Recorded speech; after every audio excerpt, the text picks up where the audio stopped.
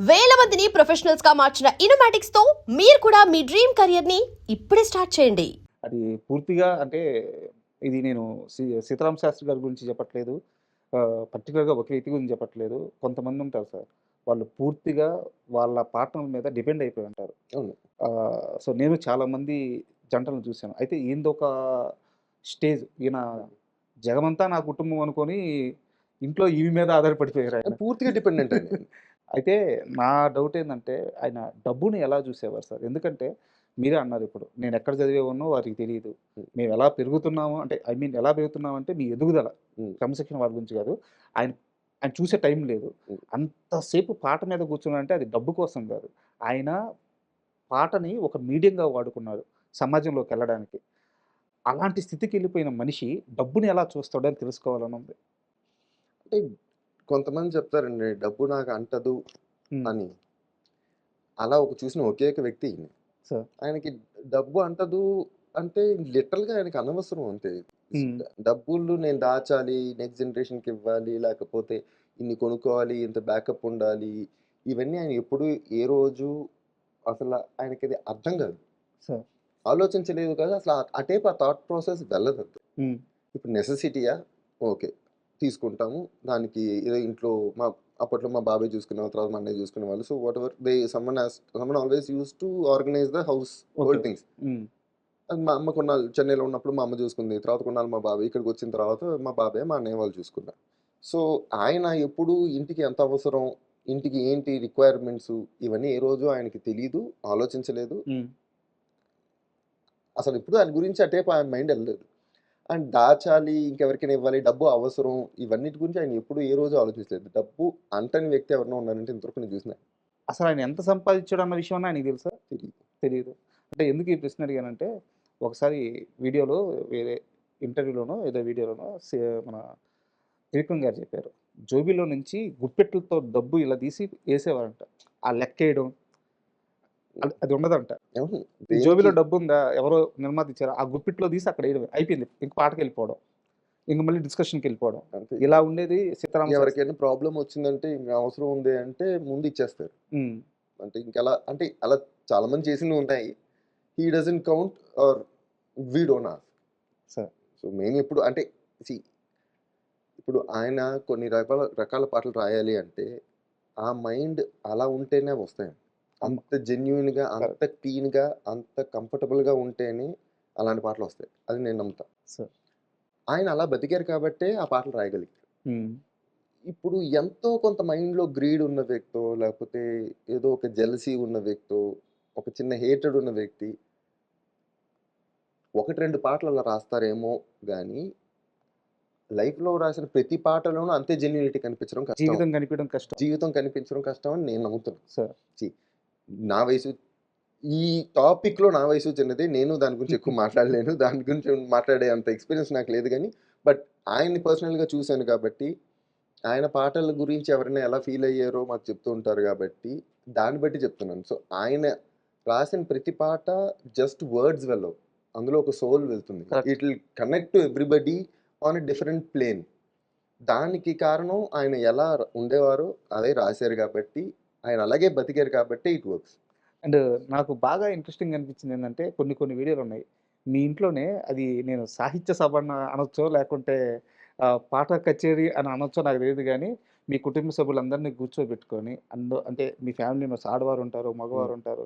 ఆయన ఒక సోఫాలో కూర్చొని ఇట్లా తాళం కొడతా, నచ్చిన పాట పాడుతా ఉంటారు. ఇలాంటి కార్యక్రమాలు ఎప్పుడు జరుగుతాయి మీ ఇంట్లో అసలు ఎప్పుడు జరిగేవి? ఆయనే ఇనిషియేట్ తీసుకునేవాడా?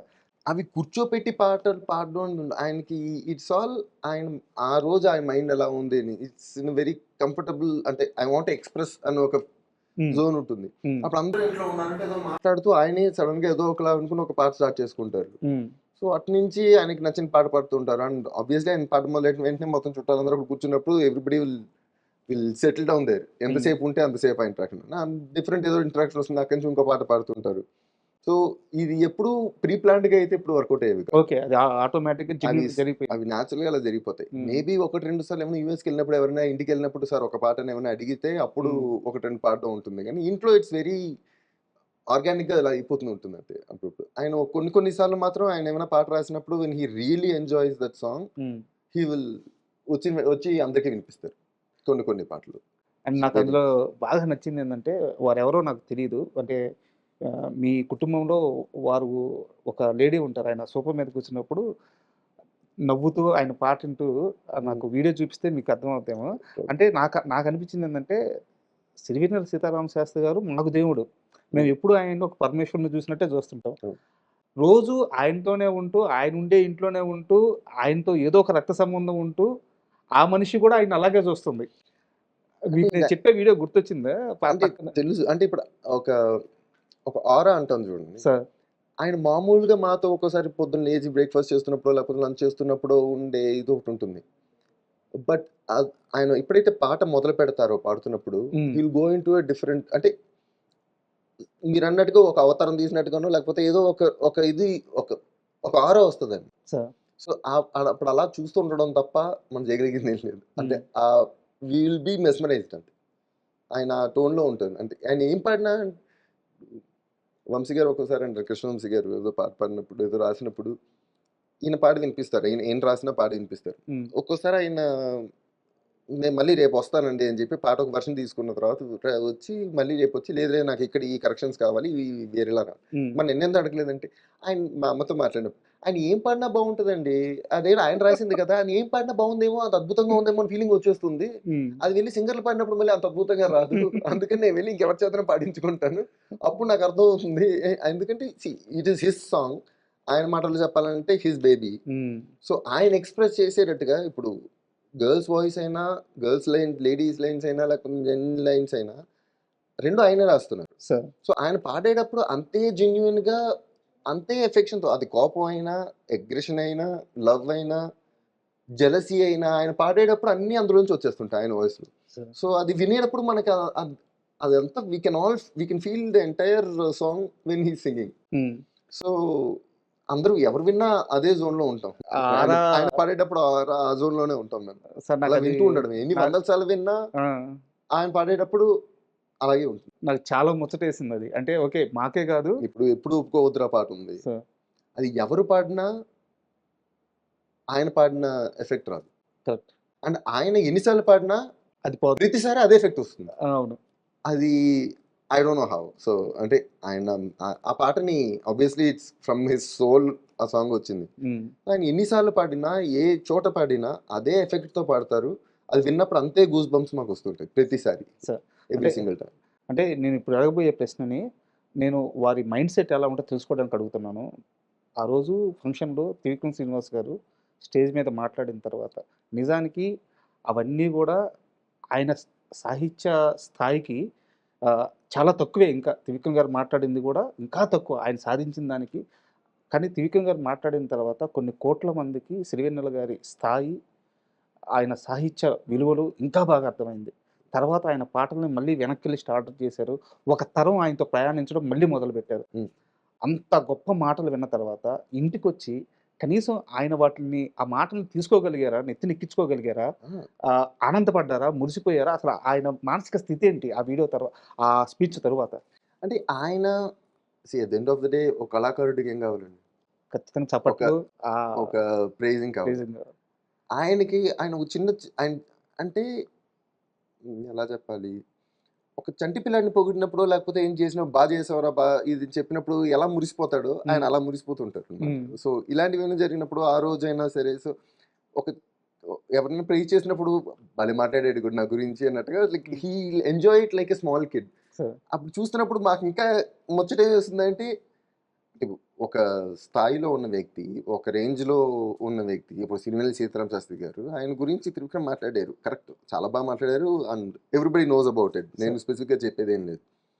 సో, అది చేసిన తర్వాత అవును అనో, లేకపోతే ఆ స్థాయిలో అలా తీసుకొని వెరీ గుడ్ అంటే కరెక్టే బాగా మాట్లాడారు. ఇలా అనుకుంటారని అనుకుంటారు ఆ! జనాలు. ఆ! ఆయన చిన్న పిల్లాడిలాగా మురిసిపోతూ దాన్ని కొన్ని ఈ మాట భలే చెప్పాడు కదా! ఈ మాట భలే చెప్పాడు అని చెప్పి హీ విల్ ఎంజాయ్ ఇట్. మళ్ళీ త్రివిక్రమ్ గారిని ఇంటికి పిలిచి హ్మ్. ఇంకొక 2, 3 అవర్స్ దాని గురించి మాట్లాడి, హ్మ్. ఇలా బాగా మాట్లాడినప్పుడు తన్ని పొగిడి, మళ్ళీ తను వీళ్ళిద్దరు మాట్లాడుకుంటూ ఉంటారన్నమాట. So, it's a give and take. అంటే వాళ్ళిద్దరికి అంత మ్యూచువల్ రెస్పెక్ట్ ఉంది కాబట్టి అంత వర్డ్స్ అంత జెన్యూన్‌గా వస్తాయి.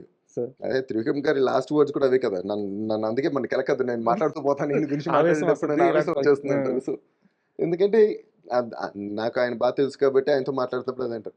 అది చాలా జెన్యున్‌గా ఉంటుంది కాబట్టి ఫీలింగ్ అలాంటి చోట్ల ఫ్లోలో వచ్చేస్తూ ఉంటుంది. అందరి గురించి రాదు కదా! అలాగా అంటారు. అండ్ ఆ ఒక్క స్టేజ్ మీదే కదా సార్. తర్వాత ఆయన మీద ఒక పుస్తకం రాశారు.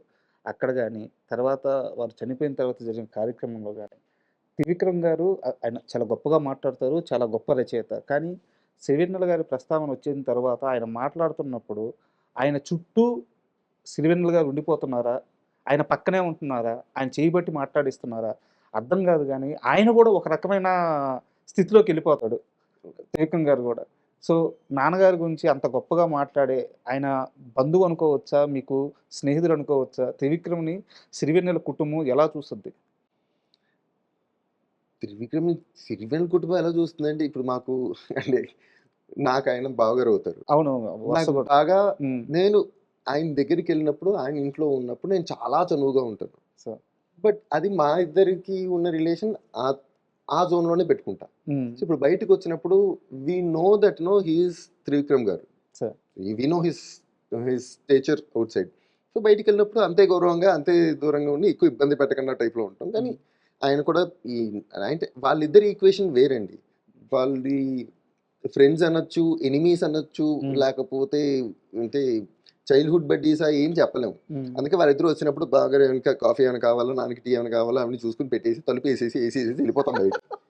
ఒక 3, 4, 5 గంటల తర్వాత బయటకొస్తారు. మధ్య మధ్యలో అప్పుడప్పుడు ఏమైనా మనకు సౌండ్‌లొచ్చాయంటే ఒక కాఫీ ఏమైనా ఇచ్చేస్తూ ఉంటాం తప్ప ఇంకేముండదు. 3, 4 గంటలు. అంటే వాళ్ళు చిన్న చిన్న విషయాల నుంచి స్పిరిచ్యువల్, రిలీజియస్, హిస్టరీ, కల్చరు ఇంకా యూ నేమ్ ఇట్. అంటే నేను మా నాన్నగారు చిన్నప్పుడు అట్ ద ఏజ్ ఆఫ్ 16, 17 ఆయన కాకినాడలో ఉన్న 2 లైబ్రరీల్లో ఉన్న ప్రతి బుక్ చదివేశారండి. బా! సో, అంటే ఈజ్ వెరీ వెల్ రెడ్. అంత వెల్ రెడ్ నేను పర్సనల్‌గా నా చిన్న ప్రపంచంలో నేను చూసిన అంత వెల్ రెడ్ ఇంకో వ్యక్తి ఎవరైనా ఉన్నారంటే త్రివిక్రమ్ గారు. సార్. సో, వాళ్ళిద్దరి నాలెడ్జ్‌లో వాళ్ళిద్దరు కొట్టుకుంటున్నప్పుడు మనందరం పక్కన ఉండి ప్రయోజనం లేదు. వాళ్ళు మధ్యలో కూర్చొని మాట్లాడుతూ భగవద్గీతలో దాని గురించి ఏదో మాట్లాడుతుంటారు. ఆ కార్ల్ మార్క్స్ ఇలా చెప్పాడు కదా! అని ఇంకోటి ఏదో అంటూ ఉంటారు. తర్వాత గాంధీజీతో గురించి ఏవేవో మాట్లాడేస్తూ ఉంటారు. సో, అంత వైడ్ స్ప్రెడ్ మనకు కష్టం అని చెప్పి తలుపేసేసి బయటకొచ్చేస్తూ ఉంటాం. ఇద్దరి మధ్య పోట్లాట కూడా ఉంటదంటగా? డిస్కషన్స్ చాలా హాట్‌గా జరిగిపోతుంటాయి. అంటే ఈయన ఏదైనా చెప్పగలరు. దాన్ని అంత క్లియర్‌గా నెగెట్ చేయగలిగినంత ఇన్ఫర్మేషన్ ఈయన దగ్గర ఉంటుంది. సార్. సో, వాళ్ళిద్దరు కొట్టుకునే ప్లేన్ కూడా అక్కడెక్కడో ఉంటుంది కాబట్టి, మీకు కావాల్సినవి ఏమైనా ఉంటే చెప్పండి తెచ్చిస్తాం. మీ కొట్టుకోవడం గురించి ఇంకా అంటే వాళ్ళకి ఇంకెవరు అక్కర్లేదు కూడా వాళ్ళిద్దరు మాట్లాడుకుంటున్నప్పుడు 12 గంటలు అలా మాట్లాడేసుకుంటూ ఉంటారు. అది కాకుండా ఆయన ఆల్మోస్ట్ 96, 97, 98 ఆ టైంలో నుంచే త్రివిక్రమ్ గారు పెన్ రైటర్‌గా ఉన్నప్పటి నుంచి నాన్నగారితో కొంచెం చిన్న జర్నీ స్టార్ట్ అయింది. పాటలు రాయించుకోవడం వాటి గురించి. ఆ తర్వాత మెల్లిగా అది చుట్టరికంగా మారింది. సో, వాళ్ళిద్దరి relationship it evolved for couple of decades. ఒక 20, 22 ఇయర్స్ ఎళ్ళింది. సో, అది ఎలా చూస్తాము అంటే త్రివిక్రమ్ గారిని మాకు పెళ్ళనిచ్చి మా బావగారు. సో, ఆయనకి ఆ రెస్పెక్ట్ ఎప్పుడూ ఉంటుంది. At the same time we all know what he is outside. Sir. మా ఇంటికొచ్చినప్పుడు ఆయన అంతే చనువుగా మా అందరితోనూ మాట్లాడతారు. బట్ వి సీ హిమ్ అక్కడ ఉన్నప్పుడు మేము ఎలా ఉండాలో అలా ఉంటాం. బయటికెళ్ళినప్పుడు ఆయన ఏంటో మా అందరికీ తెలుసు కాబట్టి we always give that respect to what he is. So, అంటే ఆయన చూసాం but he is a very important part of the family. అంటే very very important part of the family. మీకిది షేర్ చేసుకున్నారో లేదో నాకు తెలీదు గానీ, చాలా ఎర్లీ స్టేజ్‌లో ఆయనతో పాటు కలిసిన మనిషి అని చెప్పారు గదా! సో, ఒక ఇన్సిడెంట్ ఉంది సార్. బోడి చదువులు వేస్టు నీ బుర్రంతా భోంచేస్టు అని ఒక పాట ఉంటదనమాట. ఆ పాట ఆయన సినిమా కోసం రాయలేదు. వేరే పాట కోసం కూర్చొని ఆ పాట రాక, ఆ సందర్భము, ఆ సిట్యుయేషను, ఆ భావము ఆయన కూర్చోలేక అక్కడ ఆ సమయంలో ఈ పాట రాసుకున్నారు. ఆమెన వేరే ప్రొడ్యూసరు వచ్చి ఈ పాట నాకు నచ్చింది. మోహన్ గారు అనుకుంటాను. ఎడిటర్ మోహన్ గారు అనుకుంటాను. 'మనసిచ్చి చూడు' సినిమాకి. నాకు ఈ పాట నచ్చింది. ఈ పాట పెట్టుకుంటా అన్నారు. ఆయన మురిసిపోయి వెంటనే ఎవరో ఒకరు చెప్పాలి కదా! ఆ పక్కనే ఉన్న ఆయనకి ఆనందం కదా! అంటే పాట అమ్ముడుపోయిందన్న ఆనందం కాదు. అది ఎప్పుడు పాట సమాజంలోకెళ్ళిందన్న ఆనందం.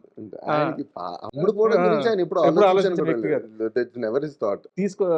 బయటుంటే అక్కడికొచ్చి ఆ పాట చెప్పారంట. మీకు సిరివెన్నెల గారికి మొదటి పరిచయం బాగా ఆయనకి మీరు రిజిస్టర్ అయిన సందర్భం అంటే అప్పుడు ఈయన చెప్పిన మాట ఏందంటే, ఆ పాట నేను బాగా అర్థం చేసుకున్నాను. ఒక కవికి ఎదురుగా ఉన్న శ్రోత మంచి శ్రోత అయితే ఆ శ్రోత కూడా గుర్తుండిపోతాడు. అవును. అలా సిరివెన్నెల గారికి నేను గుర్తుండిపోయిన మొదటి క్షణం అదినే ఆయన షేర్ చేసుకున్నారు. సో, అక్కడి నుంచి ఇంత పెద్ద ప్రయాణం. అంటే చాలా మంది అబ్బా! భలే రాశారండి. చాలా బా రాశారండి. అసలు ఎలా రాశారండి అన్న విషయం వరకే 99% of the people can talk. So, ఇప్పుడు ఆయనే వచ్చి కూర్చున్నా మనం మాట్లాడినా కూడా ఎలా రాశారు సార్? ఏం రాశారు సార్? చాలా బా రాశారు సార్ అని చెప్పడం తప్ప they can't contribute anything more to the song. So, so ఎక్కడో ఒక త్రివిక్రమ్ గారు, విశ్వనాథ్ గారు ఇలా హ్మ్. ఆ స్థాయిలో ఉన్న వాళ్ళందరూ మాత్రమే దే కెన్ కాంట్రిబ్యూట్. అంటే ఆయన వర్డ్స్‌లో ఉండే డెప్త్‌ని ఇక్కడ ఈ వర్డ్ రావడం వల్ల ఎన్ని లేయర్స్ మన సాంగ్ మారిందని ఇవన్నీ చెప్పగలిగిన వాళ్ళు వీళ్ళే. సో, అందుకని he'll enjoy conversations with them more. అంటే నేను రాసిన పాట అద్భుతం అని చెప్పేస్తూ ఉంటారు అందరూ. వాళ్ళకి అంతే అర్థమవుతుంది కాబట్టి అది అద్భుతం మాత్రం అనుకుంటున్నారు. కానీ ఎందుకు అద్భుతం అయిందన్న విషయం వీళ్ళే చెప్పగలరు. And for more videos, Please subscribe to iDream. Please subscribe to iDream. Please subscribe iDream. And please subscribe to iDream. For more videos, subscribe to iDream. please like, share and subscribe to the channel. Congratulations, iDream.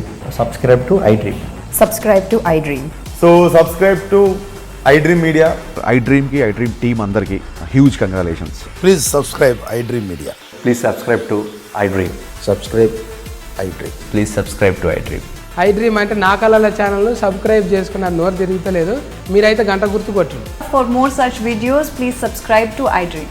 Subscribe to iDream. Please subscribe to iDream. Please subscribe iDream Media. Please do subscribe to iDream. Please subscribe to iDream Media. For best entertainment and information, please subscribe iDream. And don't forget to subscribe to iDream.